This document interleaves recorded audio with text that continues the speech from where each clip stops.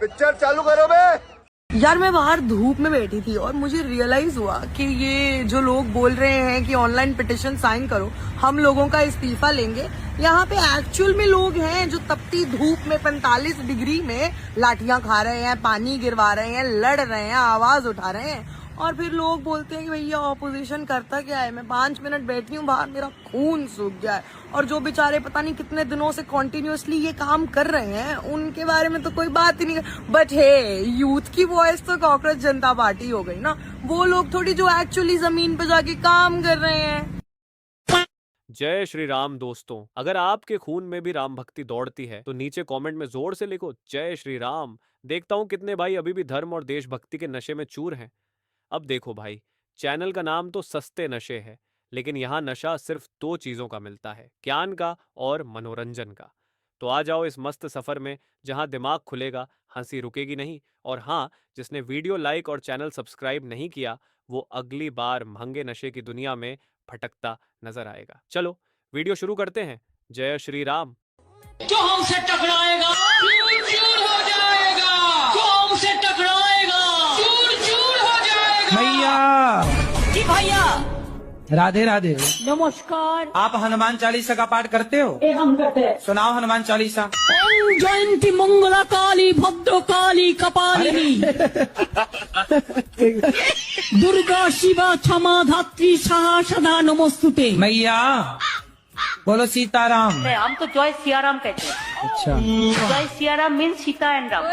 सही है, फिर बढ़िया। दो एकजन दुष्टु गरु हैं? जरा हम्बा हम्बा रो रो करे।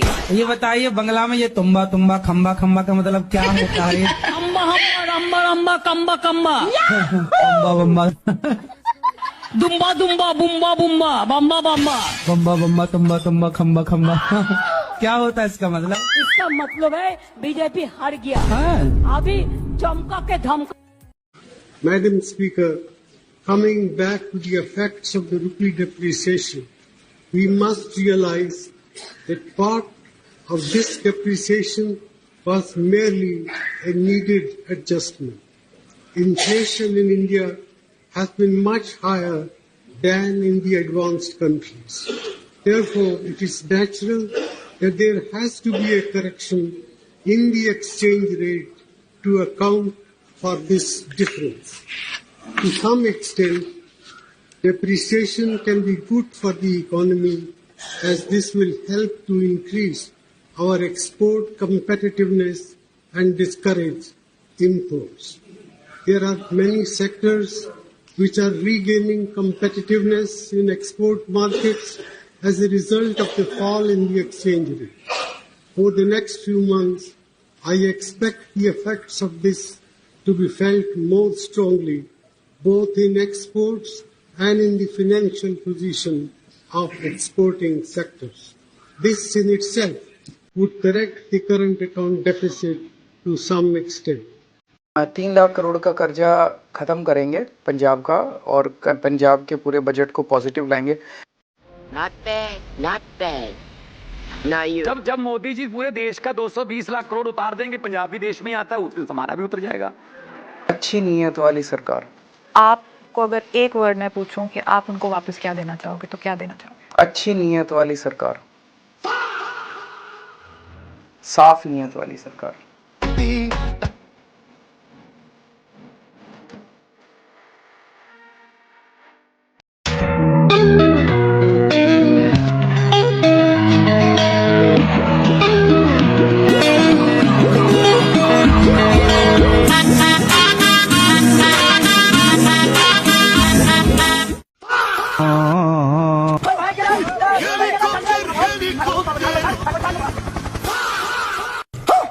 तेरी बहन की लग गई।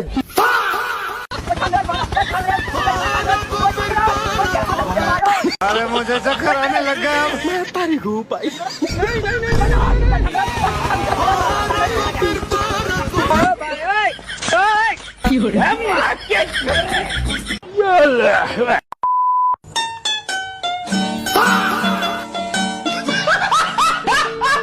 आम आदमी पार्टी हिंदुओं को वापस उनकी इज्जत दिलाएगी, उनका मान दिलाएगी, उनको इज्जत की जिंदगी देगी। नानी से पूछा, नानी अब तो आप बड़े खुश हो गए।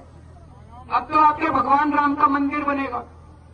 कहती है ना बेटा, मेरा राम किसी की मस्जिद तोड़ के ऐसे मंदिर में नहीं बस सकता। अगर Jawaharlal Nehru ji steel authority of India की जगह मंदिर बना देते तो क्या इस देश का विकास हो सकता था? अरविंद केजरीवाल अपने इसी ट्वीट से लोगों के निशाने पर आ गए। इस तस्वीर को ट्वीट करते हुए केजरीवाल ने लिखा, मुझे किसी ने ये भेजा है। तस्वीर में हिंदू धर्म के पवित्र चिन्ह स्वास्तिक जैसा एक चिन्ह दिख रहा है, जिसके पीछे एक आदमी झाड़ू लेकर दौड़ रहा है। इस ट्वीट के बाद केजरीवाल पर चौतरफा हमले होने लगे। जनता भी केजरीवाल पर हिंदुओं के अपमान का आरोप लगाने लगी। मिले मुलायम काशी राम, हवा में उड़ गए जय श्री राम। मिले मुलायम काशी राम, हवा में उड़ गए जय श्री राम। मेरा स्टैंड है कि राम मंदिर और मस्जिद दोनों वालों से पूछ लो, और अगर दोनों की सहमति हो तो वहाँ एक अच्छी यूनिवर्सिटी बनवा दो। राम मंदिर बनाने से राम राज्य नहीं आएगा। फालतू वातों कथाમાં જઈને હિજડાની જેમ તાળીઓ પાડે છે। મને તો શરમ આવે છે આવા લોકો ઉપર, અને ગુસ્સો આવે। એટલે જીડાની જેમ બધી પરંપરાઓમાં તાળીઓ પાડવા વાળા છક્કાઓ છે, એમનીથી આપણને કોઈ जरूरत नहीं। अरविंद केजरीवाल की एक हरकत आज हम आपको दिखाने जा रहे हैं। उन्होंने एक ट्वीट किया है, हनुमान जी उड़ सकते थे, उन्हीं की तरीके से इन्होंने इस कार्टून में एक इंसान को उड़ाया है या बंदर को उड़ाया है। जिसको भी उड़ाया, देखिए खास बात ये कि इसको राक्षस रूप में दिखाया है। क्या किसी भी देवी देवता के साथ इस तरीके का व्यवहार करना, इस तरीके से एक ट्वीट करना एक कंट्रोवर्सी को जन्म देना नहीं है और उनका अपमान करना नहीं है? कह रहे हैं कश्मीर फाइल्स टैक्स फ्री करो। अरे यूट्यूब पे डाल दो, फ्री हो जाएगी। ये पोस्टर भी नहीं लगवाएंगे झूठी फिल्मों के। मैं नरेंद्र दामोदर दास मोदी ईश्वर की शपथ लेता हूं कि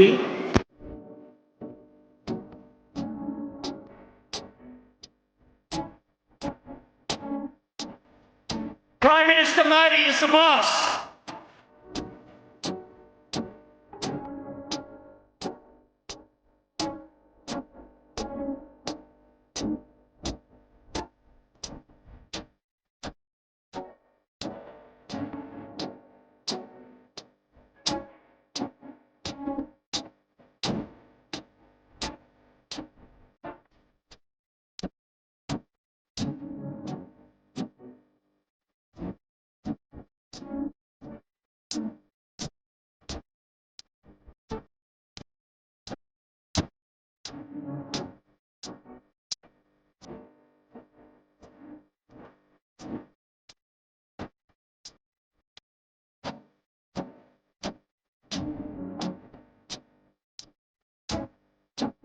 गरीब आदमियों की बात करिए मुझसे, ये एलीट क्लास के लोग हैं। खाओ पियो ऐश करो मित्रों। इनसे क्या होना है, जिमखाना से क्या हो रहा है? जिमखाना में क्या है? जिमखाना भाई, ये एलीट क्लास लोगों के चोचले हैं, इसके अलावा कुछ है इसके अंदर? जिमखाना क्लब को ख़त्म करने के लिए तो अकेला यही काफ़ी है कि जिमखाना क्लब ने राहुल गांधी को अपना मेंबर बना लिया है। क्या है जिमखाना भाई? ये एलीट क्लास लोगों के चोचले हैं, इसके अलावा कुछ है इसके अंदर? जिमखाना क्लब की कमेटी का इससे बड़ा दोष भला और क्या हो सकता है कि वो राहुल गांधी को उसका मेंबर बना ले और प्रधानमंत्री के करीबी लोगों को मेंबर ना बनाए, तो ये काफ़ी है उसको डिमोलिश करने के लिए। और इनसे क्या होना है? जिमखाना से क्या हो रहा है? जिमखाना में ये एलीट क्लास लोगों के चोचले हैं, इसके अलावा कुछ है इसके अंदर?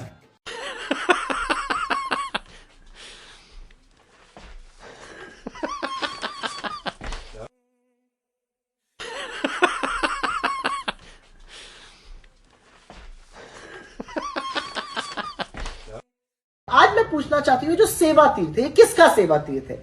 ये किसानों की सेवा तो यहाँ हो नहीं रही है, यहाँ जवानों की सेवा तो हो नहीं रही है, यहाँ युवाओं की सेवा, छात्रों की सेवा तो हो नहीं रही है, मजदूरों की सेवा तो हो नहीं रही है। यहाँ पर बड़े बड़े पूंजीपतियों की, इसका पूरा नाम अडानी सेवा केंद्र होना चाहिए, लेकिन इस पर मोदी जी मौन हो जाते हैं। सर, अक्सर आप लोग मोदी सरकार और अडानी को लेकर सवाल उठाते रहे हैं और आपका बड़ा मुद्दा भी रहा है, लेकिन अभी हाल ही में आपकी तेलंगाना सरकार ने एक बड़ा एमओयू साइन किया है अडानी के साथ, उस पर अगर आप कुछ कहना चाहेंगे। मुझे लगता है कि ये मैनिफेस्टो लॉन्च की प्रेस वार्ता है और हम इसी पर केंद्रित रखना चाहते हैं। ये सवाल आप अन्यथा मत लीजिए मेरी इस बात को, लेकिन मैनिफेस्टो लॉन्च एक बड़ी चीज है और जिस तरह से हम इसको करने की कोशिश कर रहे हैं उसमें पूरे देश की आवाज प्रतिबिंब।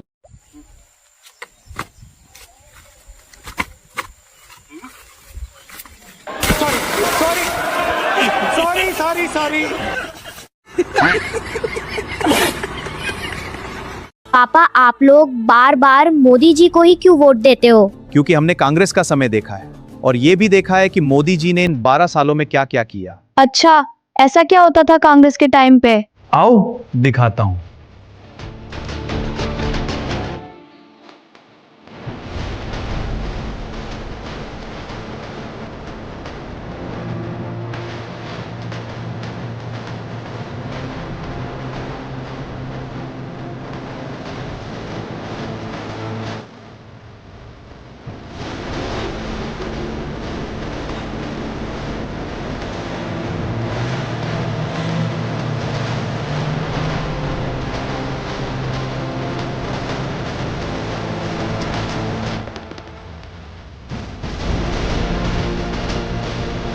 पापा अब तो मैं भी बड़ा होके मोदी जी को ही वोट दूंगा।